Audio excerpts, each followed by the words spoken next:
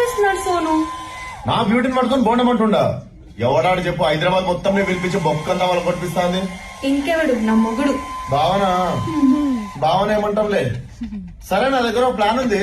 మన పార్లర్ లో size 0 scheme ఉంది. అది గిట్ట వాడినాం అనుకో, సోనేకి బిందెలాగున్న నిన్ను సోనాలి బిందెలేం చేస్తా. ఏమంటావు? ఈ డైటింగ్ లో జాగింగ్ లో నాతో రావు సోను. ఓకే, మన దగ్గర ప్లాన్ బి కూడా ఒకటి ఉంది. నువ్వు వంట బాగా చేస్తావు కదా, అయితే బావకి మార్నింగ్ బ్రేక్ఫాస్ట్ లో పూరి బజ్జీ, లంచ్ లో కబాబ్ బిర్యానీ, సాయంత్రం పూట గులాబ్ జామ్ మిర్చి బజ్జీ అని, రాత్రి పూట బీర్లు తాగుతాడు కదా, 2 బీర్లు ఎక్స్ట్రా తాగు బావా అని టెంప్ట్ చేసినావు అనుకో, కత్తా 2 నెలలలో నీకన్నా ఇట్లా బోండాలా తరేతాడు, నువ్వు స్లిమ్ కనిపిస్తావు బాగా పక్కన. ఏమంటావు? ఏంటి నానక్క డల్ గా ఉన్నావు?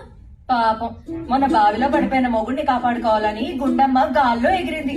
దూకిందా లేదా ఒక్కటే టెన్షన్ గా ఉంది. ఏడో టెన్షన్. నిన్న ఎపిసోడ్ అంతా ఆమె గాలి ఎక్కువ వచ్చి నిన్న మొత్తం గాలినే ఉండవా.